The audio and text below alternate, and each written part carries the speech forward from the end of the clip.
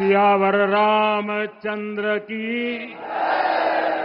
सियावर रामचंद्र की जय सिया राम। उत्तर प्रदेश की राज्यपाल आनंदीबेन पटेल, राष्ट्रीय स्वयंसेवक संघ के परम पूजनीय सरसंघ चालक डॉक्टर मोहन भागवत जी, उत्तर प्रदेश के मुख्यमंत्री योगी आदित्यनाथ जी, श्री राम जन्मभूमि तीर्थ क्षेत्र ट्रस्ट के अध्यक्ष पूज्य महंत नृत्य गोपाल दास जी, पूज्य संत समाज, यहां पधारे सभी भक्तगण, देश और दुनिया से इस ऐतिहासिक पल के साक्षी बन रहे कोटि कोटि राम भक्त, देवी और सज्जनों, आज अयोध्या नगरी भारत की सांस्कृतिक चेतना के एक और उत्कर्ष बिंदु की साक्षी बन रही है। आज संपूर्ण भारत, संपूर्ण विश्व राममय है।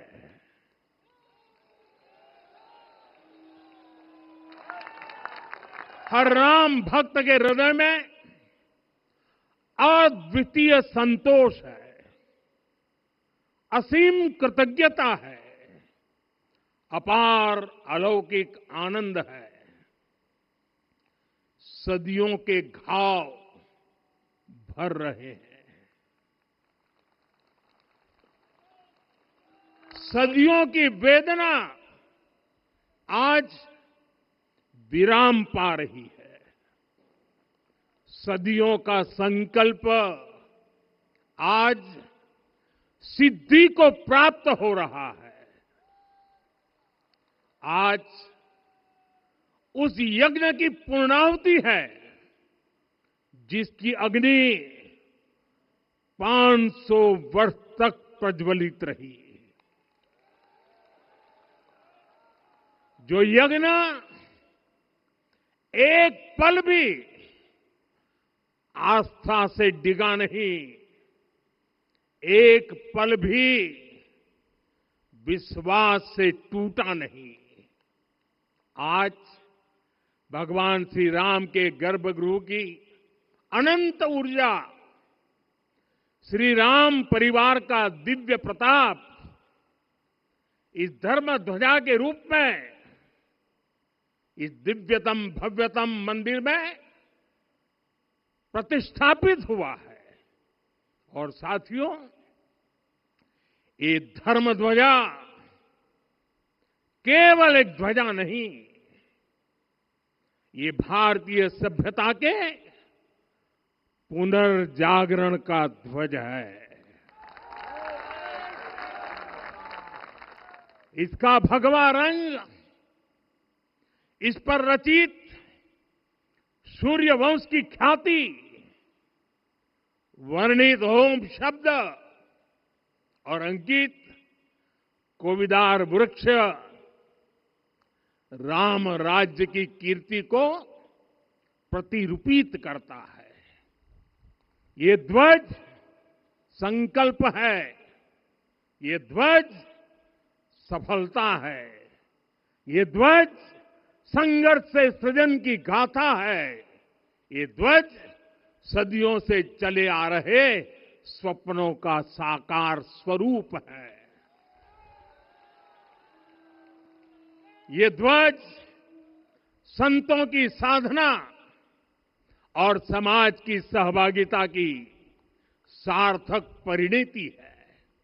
साथियों, आने वाली सदियों और सहस्त्र शताब्दियों तक ये धर्म ध्वज प्रभु राम के आदर्शों और सिद्धांतों का उद्घोष करेगा।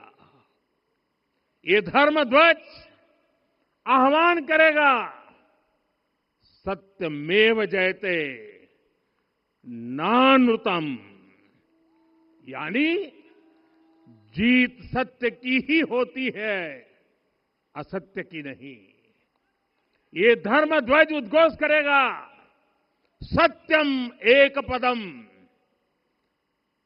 ब्रह्म सत्य धर्म प्रतिष्ठित, अर्थात सत्य ही ब्रह्म का स्वरूप है, सत्य में ही धर्म स्थापित है।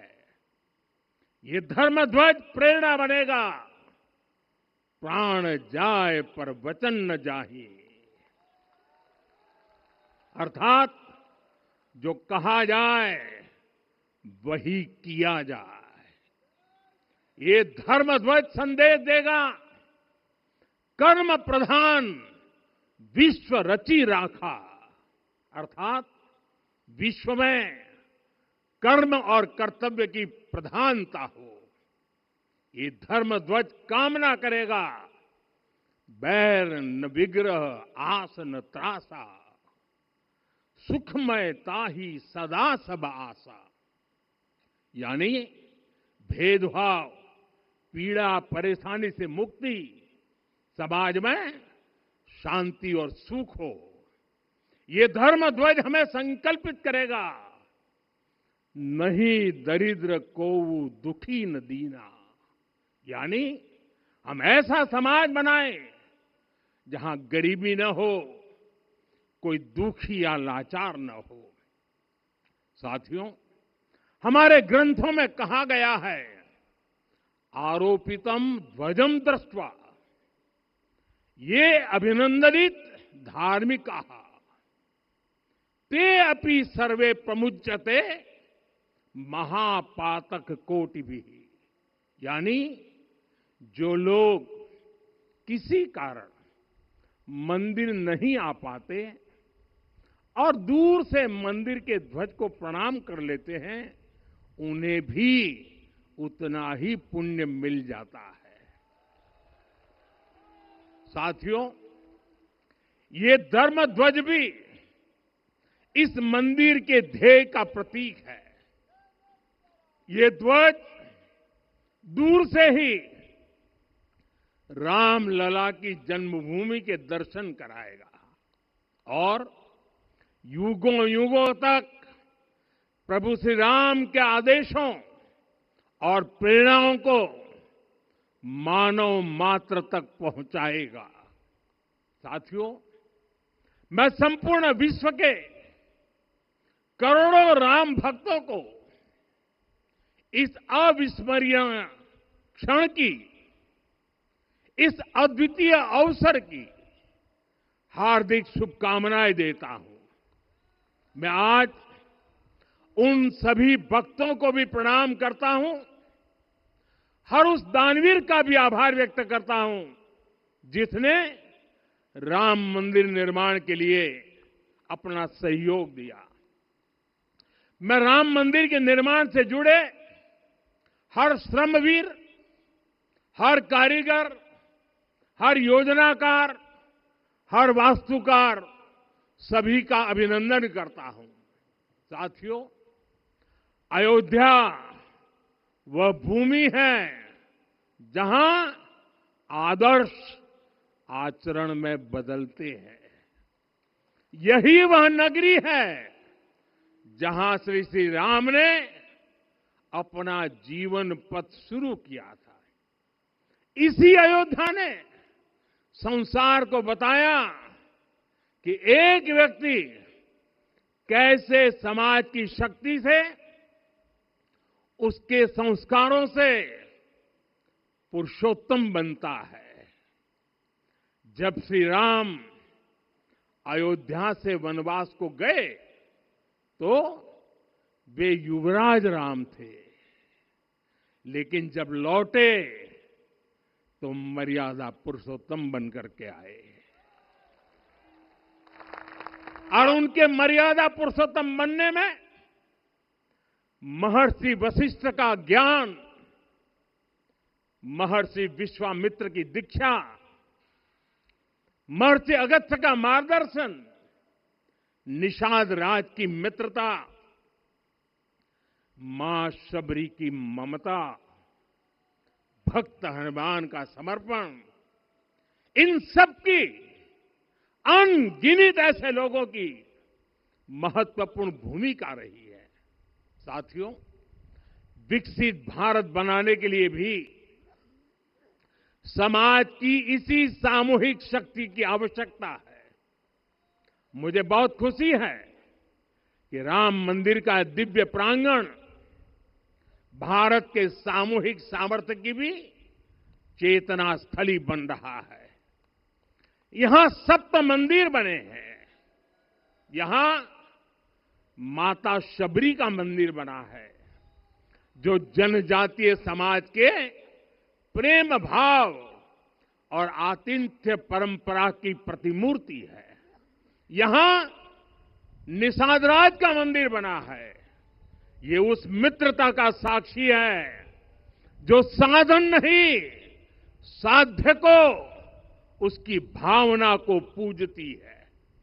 यहां एक ही स्थान पर माता अहिल्या है, महर्षि वाल्मीकि है, महर्षि वशिष्ठ है, महर्षि विश्वामित्र है, महर्षि अगस्त्य है और संत तुलसीदास है।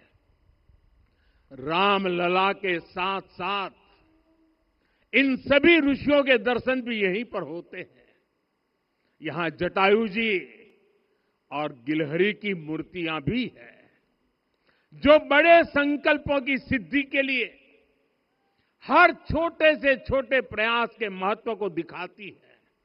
मैं आज हर देशवासी से कहूंगा कि वो जब भी राम मंदिर आए तो सप्त मंदिर के दर्शन भी अवश्य करें।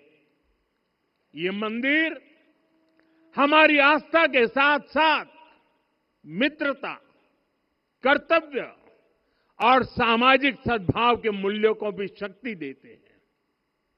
साथियों, हम सब जानते हैं, हमारे राम भेद से नहीं, भाव से जुड़ते हैं। उनके लिए व्यक्ति का कुल नहीं, उसकी भक्ति महत्वपूर्ण है।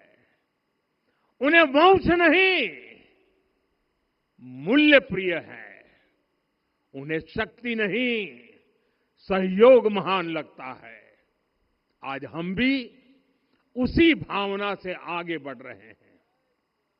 पिछले 11 वर्षों में महिला, दलित, पिछड़े, अति पिछड़े, आदिवासी, वंचित, किसान, श्रमिक, युवा, हर वर्ग को विकास के केंद्र में रखा गया है।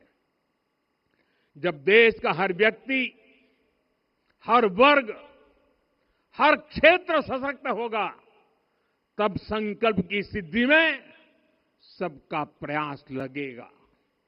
और सबके प्रयास से ही 2047 जब देश आजादी के 100 साल मनाएगा, हमें 2047 तक विकसित भारत का निर्माण करना ही होगा। साथियों, रामलला की प्राण प्रतिष्ठा के ऐतिहासिक अवसर पर मैंने राम से राष्ट्र के संकल्प की चर्चा की थी। मैंने कहा था कि हमें आने वाले 1000 वर्षों के लिए भारत की नींव मजबूत करनी है। हमें याद रखना है, जो सिर्फ वर्तमान का सोचते हैं, वो आने वाली पीढ़ियों के साथ अन्याय करते हैं। हमें वर्तमान के साथ साथ भावी पीढ़ियों के बारे में भी सोचना है, क्योंकि हम जब नहीं थे, ये देश तब भी था। जब हम नहीं रहेंगे, ये देश तब भी रहेगा। हम एक जीवंत समाज है। हमें दूरदृष्टि के साथ ही काम करना होगा। हमें आने वाले दशकों, आने वाली सदियों को ध्यान में रखना ही होगा। और साथियों, इसके लिए भी हमें प्रभु राम से सीखना होगा। हमें उनके व्यक्तित्व को समझना होगा। हमें उनके व्यवहार को आत्मसात करना होगा।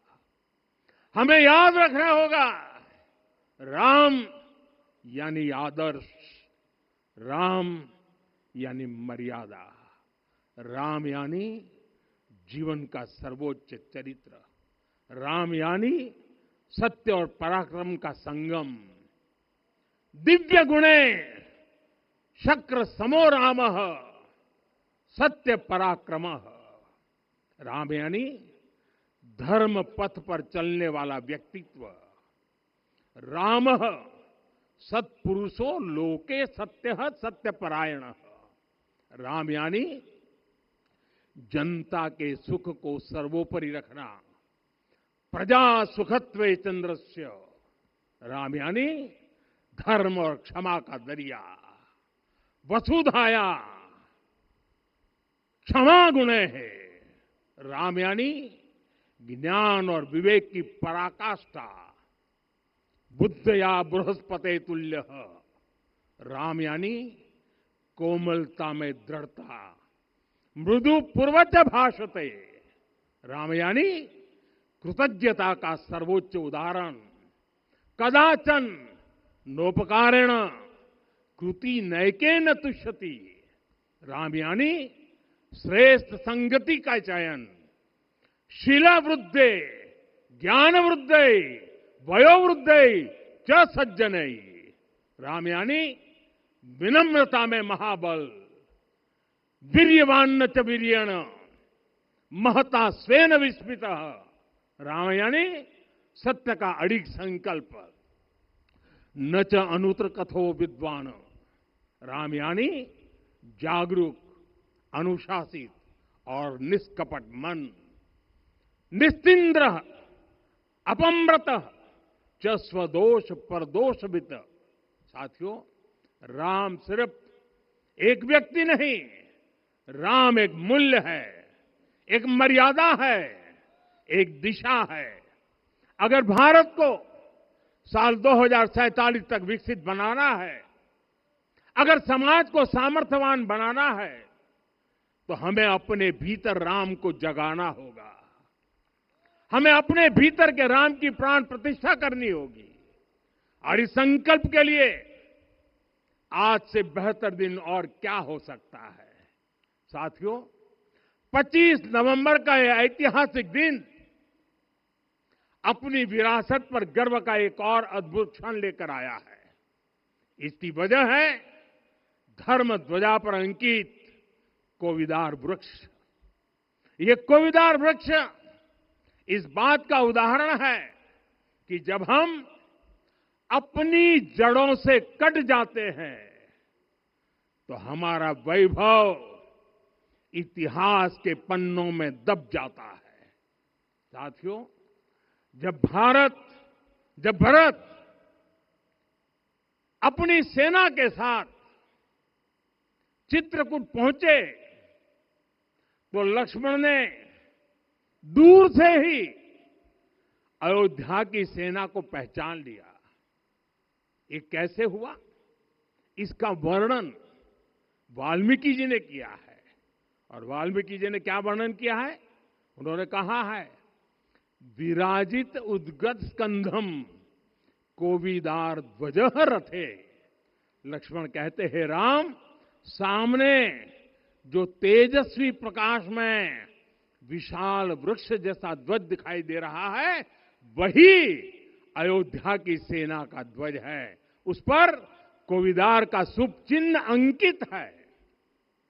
साथियों, आज जब राम मंदिर के प्रांगण में कोविदार फिर से प्रतिष्ठित हो रहा है, यह केवल एक वृक्ष की वापसी नहीं है, यह हमारी स्मृति की वापसी है, हमारी अस्मिता का पुनर्जागरण है, हमारी स्वाभिमानी सभ्यता का पुनः उद्घोष है। कोविदार वृक्ष हमें याद दिलाता है कि जब हम अपनी पहचान भूलते हैं तो हम स्वयं को खो देते हैं, और जब पहचान लौटती है तो राष्ट्र का आत्मविश्वास भी लौट आता है। और इसलिए मैं कहता हूं, देश को आगे बढ़ना है तो अपनी विरासत पर गर्व करना होगा। साथियों, अपनी विरासत पर गर्व के साथ साथ एक और बात भी महत्वपूर्ण है, और वो है गुलामी की मानसिकता से पूरी तरह मुक्ति। आज से 190 साल पहले 190 साल पहले साल 1835 में 1835 में मैकाले नाम के एक अंग्रेज ने भारत को अपनी जड़ों से उखाड़ने के बीज बोए थे। मैकाले ने भारत में मानसिक गुलामी की नींव रखी थी। 10 साल बाद यानी 2035 में उस अपवित्र घटना को 200 वर्ष पूरे हो रहे हैं। कुछ दिन पहले ही मैंने एक कार्यक्रम में आग्रह किया था कि हमें आने वाले 10 वर्षों तक उस 10 वर्षों का लक्ष्य लेकर चलना है कि भारत को गुलामी की मानसिकता से मुक्त करके रहेंगे। साथियों, सबसे बड़ा दुर्भाग्य यह है कि मैकाले ने जो कुछ सोचा था उसका प्रभाव कहीं व्यापक हुआ। हमें आजादी मिली, लेकिन हीन भावना से मुक्ति नहीं मिली। हमारे यहां एक विकार आ गया कि विदेश की हर चीज, हर व्यवस्था अच्छी है और जो हमारी अपनी चीजें हैं उनमें खोट ही खोट है। साथियों, गुलामी की यही मानसिकता है जिसने लगातार यह स्थापित किया। हमने विदेशों से लोकतंत्र लिया। कहा गया कि हमारा संविधान भी विदेश से प्रेरित है, जबकि सच ये है कि भारत लोकतंत्र की जननी है, मदर ऑफ डेमोक्रेसी है। लोकतंत्र हमारे डीएनए में है। साथियों, अगर आप तमिलनाडु जाएंगे तो तमिलनाडु के उत्तरी हिस्से में उत्तीरमेरूर गांव है। वहां हजारों वर्ष पहले का एक शिलालेख है। उसमें बताया गया है कि उस कालखंड में भी कैसे लोकतांत्रिक तरीके से शासन व्यवस्था चलती थी, लोग कैसे सरकार चुनते थे। लेकिन हमारे यहां तो मैग्ना कार्टा की प्रशंसा का ही चलन रहा। हमारे यहां भगवान बसवन्ना, उनके अनुभव मंटपा की जानकारी भी सीमित रखी गई। अनुभव मंटपा यानी जहां सामाजिक, धार्मिक और आर्थिक विषयों पर सार्वजनिक बहस होती थी, जहां सामूहिक सहमति से निर्णय लिए जाते थे। लेकिन गुलामी की मानसिकता के कारण इस भारत की कितनी ही पीढ़ियों को इस जानकारी से भी वंचित रखा गया। साथियों, हमारी व्यवस्था के हर कोने में गुलामी की इस मानसिकता ने डेरा डाला हुआ था।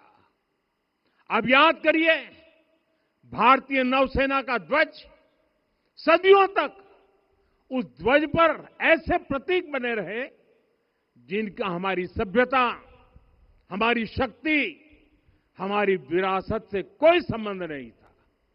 अब हमने नौसेना के ध्वज से गुलामी के हर प्रतीक को हटाया है। हमने छत्रपति शिवाजी महाराज की विरासत को स्थापित किया है। और ये सिर्फ एक डिजाइन में बदलाव नहीं हुआ, ये मानसिकता बदलने का क्षण था। ये वो घोषणा थी कि भारत अब अपनी शक्ति अपने प्रतीकों से परिभाषित करेगा, न कि किसी और की विरासत से। और साथियों, यही परिवर्तन आज अयोध्या में भी दिख रहा है। साथियों, ये गुलामी की मानसिकता ही है जिसने इतने वर्षों तक रामत्व को नकारा है। भगवान राम अपने आप में एक वैल्यू सिस्टम है। ओरछा के राजा राम से लेकर रामेश्वरम के भक्त राम तक और शबरी के प्रभु राम से लेकर मिथिला के पाहुन राम जी तक भारत के हर घर में, हर भारतीय के मन में और भारतवर्ष के हर कण कण में राम है। लेकिन गुलामी की मानसिकता इतनी हावी हो गई कि प्रभु राम को भी काल्पनिक घोषित किया जाने लगा। साथियों, अगर हम ठान ले अगले 10 साल में मानसिक गुलामी से पूरी तरह मुक्ति पा लेंगे और तब जाकर के ऐसी ज्वाला प्रज्वलित होगी, ऐसा आत्मविश्वास बढ़ेगा कि 2047 तक विकसित भारत का सपना पूरा होने से भारत को कोई रोक नहीं पाएगा। आने वाले 1000 वर्ष के लिए भारत की नींव तभी सशक्त होगी जब मैकाले की गुलामी के प्रोजेक्ट को हम अगले 10 साल में पूरी तरह ध्वस्त करके दिखा देंगे। साथियों, अयोध्या धाम में रामलला का मंदिर परिसर भव्य से भव्यतम हो रहा है और साथ ही अयोध्या को संवारने का काम लगातार जारी है। आज अयोध्या फिर से वह नगरी बन रही है जो दुनिया के लिए उदाहरण बनेगी। त्रेता युग की अयोध्या ने मानवता को नीति दी। 21वीं सदी की अयोध्या मानवता को विकास का नया मॉडल दे रही है।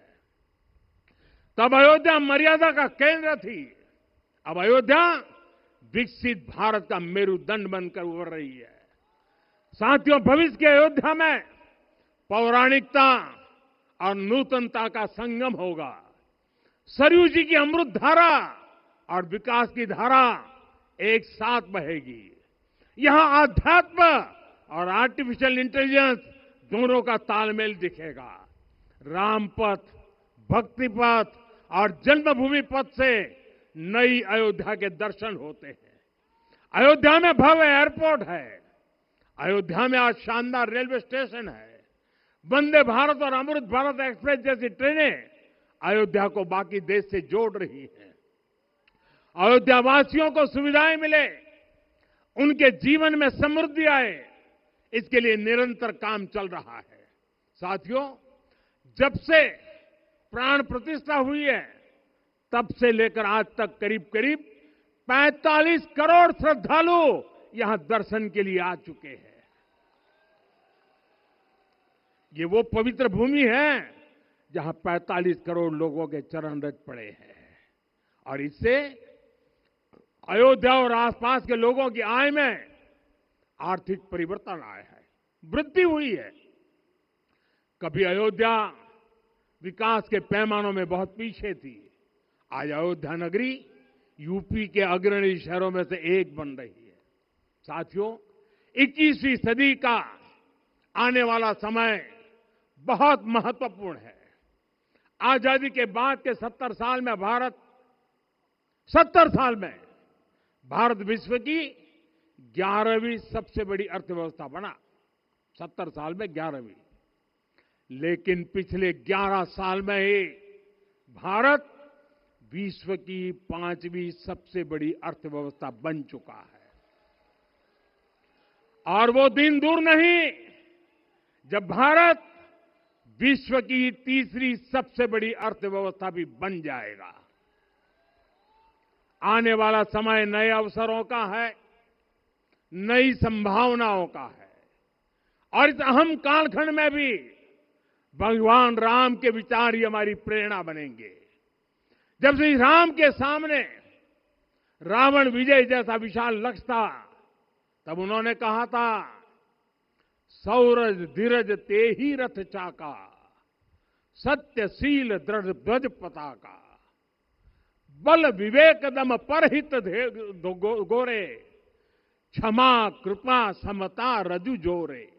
यानी रावण पर विजय पाने के लिए जो रथ चाहिए, शौर्य और धैर्य उसके पहिए हैं, उसकी ध्वजा सत्य और अच्छे आचरण की है, बल विवेक संयम और परोपकार इस रथ के घोड़े हैं, लगाम के रूप में क्षमा दया और समता है जो रथ को सही दिशा में रखते हैं। साथियों, विकसित भारत की यात्रा को गति देने के लिए ऐसा ही रथ चाहिए, ऐसा रथ जिसके पहिए शौर्य और धैर्य हो, यानी चुनौतियों से टकराने का साहस भी हो और परिणाम आने तक दृढ़ता से डटे रहने का धैर्य भी हो। ऐसा रथ जिसकी ध्वजा सत्य और सर्वोच्च आचरण हो, यानी नीति नियत और नैतिकता से समझौता कभी न हो। ऐसा रथ जिसके घोड़े बल विवेक संयम और परोपकार हो, यानी शक्ति भी हो बुद्धि भी हो अनुशासन भी हो और दूसरों के हित का भाव भी हो।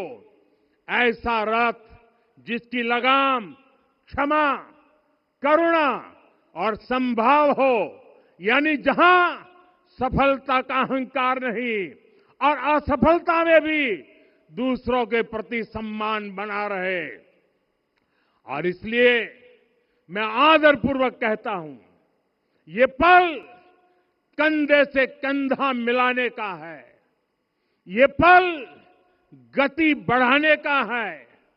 हमें वो भारत बनाना है जो राम राज्य से प्रेरित हो, और ये तभी संभव है जब स्वयं हित से पहले देश हित होगा, जब राष्ट्र हित सर्वोपरि रहेगा। एक बार फिर आप सभी को बहुत बहुत शुभकामनाएं देता हूं। जय सिया राम, जय सिया राम, जय सिया राम।